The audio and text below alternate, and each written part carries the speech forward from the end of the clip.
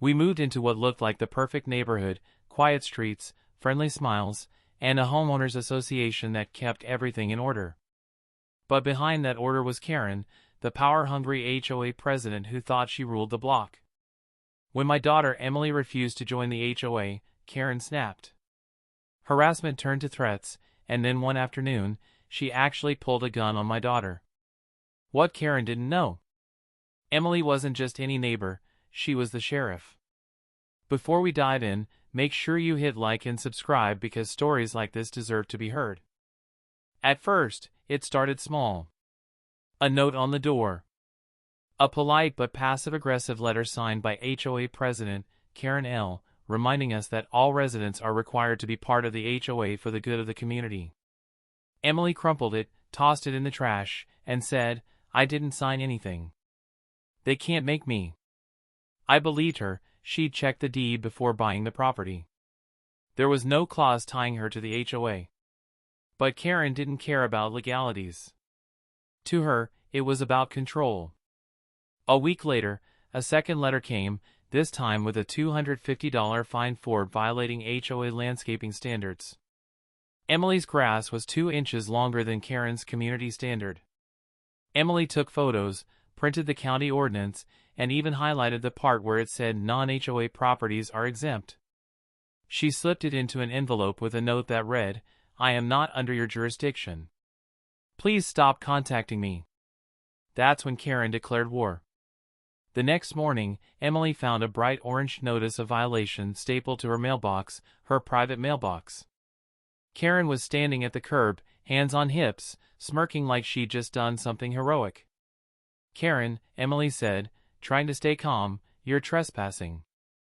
I already told you I'm not part of your HOA." Karen didn't even flinch. "Everyone on this street is part of the HOA. You can't just opt out. Rules are rules."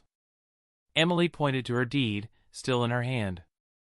"Then you'll need to talk to the county. Because legally, you have zero authority here." Karen's expression twisted. Her fake smile disappeared. "We'll see about that." Over the next 2 weeks, it became a psychological siege. Karen started walking her dog past Emily's house 6 times a day, pausing on the lawn just long enough for her dog to accidentally do its business. When Emily installed a small camera above her porch, Karen complained that it was spying on neighbors and demanded she take it down. One night, Emily came home to find her trash bins turned over, garbage scattered everywhere. Someone had spray-painted the words "join" or "leave" on her driveway in red chalk. That was the first time I saw real fear in her eyes. But Emily wasn't the kind of woman to back down. She went to the HOA office, walked straight into Karen's meeting, and laid the county paperwork on the table. "This proves you have no legal authority over my property. If you contact me again, I'll file harassment charges." Karen laughed. "You can't threaten me. I run this neighborhood." "You think you do," Emily replied, her voice calm but steady. "But the law says otherwise." Karen leaned in, her voice dropping to a whisper. "Sweetheart, this isn't about law. It's about belonging. People who don't belong, they don't last long around here." That sentence changed everything. It wasn't about HOA rules anymore. It was personal. After that, Emily started getting mysterious complaints, noise violations even when she wasn't home, parking violations when her car was in her own driveway. Every week, a new letter, a new threat. Neighbors started avoiding her. One older lady even apologized in secret, whispering, "Karen told everyone you were dangerous, that you threatened her." Emily's patience was wearing thin. She'd handle criminals, thugs, and drunk drivers, but never this kind of suburban power trip. Then one afternoon, Emily caught Karen standing on her front lawn again, camera in hand, taking pictures of her flower beds. "Karen!" Emily shouted from the porch. "That's enough." Karen turned, pretending to act innocent. "Just documenting violations, dear. Your fence color doesn't match community standards." Emily took a step forward. "This isn't your community to control." Karen smirked. "Everything you see here is mine to control. You'll learn. Then, with a cold, almost threatening tone, she added, or maybe you'll have to be taught. Emily's jaw tightened. Her hand hovered near her badge, still tucked under her jacket. That moment, that stare between them, was the spark that would ignite everything that came next. The tension had been building for weeks, a pressure cooker waiting to explode. Emily tried to stay calm, to keep things professional, but Karen wasn't letting up. Every day there was a new letter, a new accusation, a new rule meant to humiliate her. But that morning, something felt different. When Emily stepped out of her house, she noticed her mailbox hanging open. Inside was a crumpled paper, another HOA notice, but this one scrawled in red marker. Final warning, you're not above the rules. She sighed, pulled out her phone, and started recording. Document everything, she muttered. It was something she'd said to dozens of civilians in her years on the force. At that moment, she heard the unmistakable sound of camera shutters clicking. She turned, and there was Karen, standing at the edge of her property, snapping pictures of Emily's front porch like a paparazzi on assignment. "Karen!" Emily called out. "Put the camera down. You're trespassing again." Karen didn't even blink. "Just gathering evidence," she said smugly. "You've been warned multiple times. The board has voted, your noncompliance can't continue." Emily walked toward her, staying calm but firm. "There is no board jurisdiction here, Karen. I've told you this over and over." Karen sneered. "You think you're better than everyone. You think because you wear that badge, you can break rules." That froze Emily. Karen shouldn't have known about her badge. Emily had never told anyone in the neighborhood what she did for a living. Her tone sharpened. "Who told you that?" Karen smirked. "Doesn't matter. What matters is that you think you're above the community. And I can't have that." Emily's phone camera kept rolling. "Karen, step off my property right now." But Karen didn't move. Instead, she reached into her oversized purse. For a second, Emily thought she was pulling out another HOA notice, until she saw the glint of black metal. Emily's instincts kicked in instantly. She stepped back, hand lowering near her hip. Karen raised the small handgun, her hands trembling but her voice sharp as glass. "You'll sign those papers, or you'll regret ever moving here." For a moment, everything froze, the wind, the birds, even the air between them. "Karen," Emily said, her voice slow, steady, and commanding. "Put the gun down. Right now." Neighbors began peeking through windows. One man across the street gasped and ducked behind his car, phone in hand. "Don't you dare tell me what to do!" Karen screamed, her fingers shaking over the trigger. "This is my neighborhood. My rules." Emily took a careful step forward. "Karen, listen to me. You're making a mistake. You're pointing a firearm at a law enforcement officer." Karen blinked, confusion flickering across her face. "Liar! You're not a cop, you're just another arrogant neighbor." Emily slowly reached into her jacket, her movements precise and deliberate. She pulled out her sheriff's badge, letting the sunlight catch its gleam. The entire street seemed to hold its breath. "Drop the weapon," Emily ordered.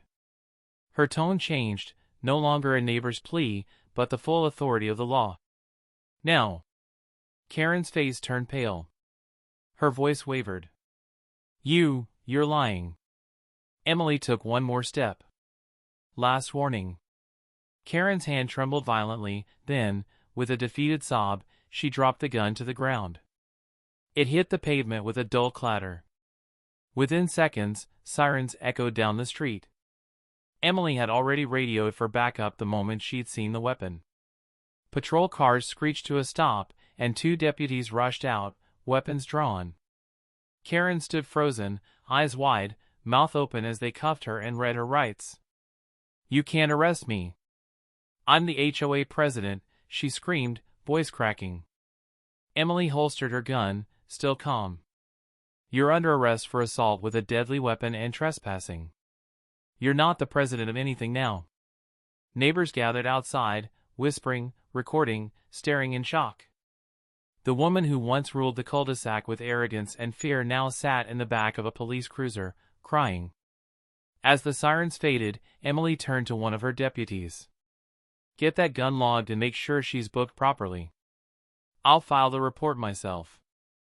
The deputy nodded. "Yes, Sheriff." That one word, sheriff, echoed across the silent street. Every neighbor heard it. And in that moment, they realized exactly who they'd been dealing with all along. The next morning, the entire neighborhood felt different.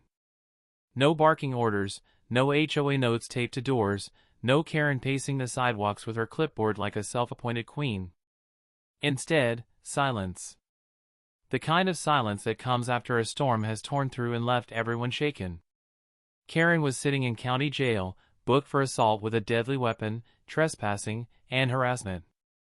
Her mugshot was already circulating online, a surreal reminder that the woman who once bragged about keeping order had finally been caught breaking it.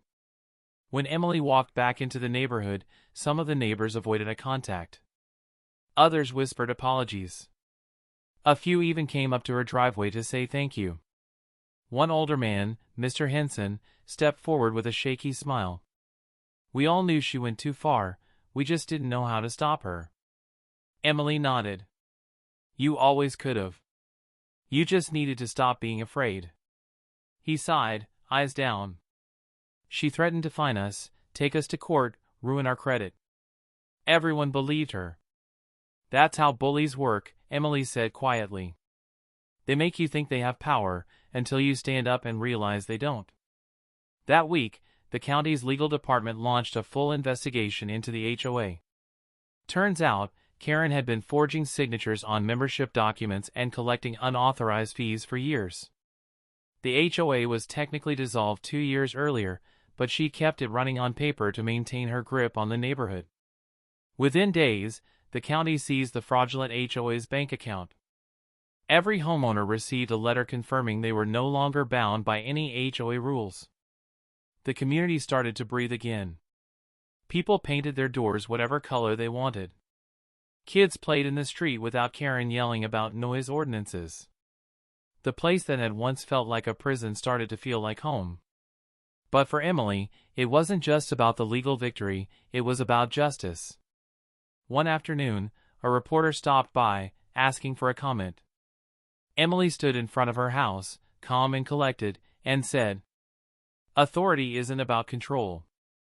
It's about responsibility." Karen thought being in charge meant being powerful. But real power comes from doing what's right, even when no one's watching. The clip went viral. Within 24 hours, #HOAKaren was trending on social media. Memes, news stories, and reaction videos flooded the internet. People called Emily a hero, the sheriff who stood up to the suburban tyrant. Meanwhile, Karen's attorney tried to claim she was emotionally unstable and acting out of fear. But the video evidence, including the moment she pointed the gun, told a different story. At trial, the judge didn't mince words. "You abused your neighbors, falsified documents, and threatened an officer of the law." This wasn't fear. It was arrogance. Karen was sentenced to 2 years of probation, mandatory therapy, and a ban from any HOA leadership role for life. When the verdict was read, Emily didn't smile, didn't gloat. She just exhaled, the kind of deep breath that carries months of tension out with it. Later that evening, she stood on her porch, watching the sunset stretch over the quiet street. A few kids rode their bikes past, laughing. Someone barbecued a few houses down. It felt normal again.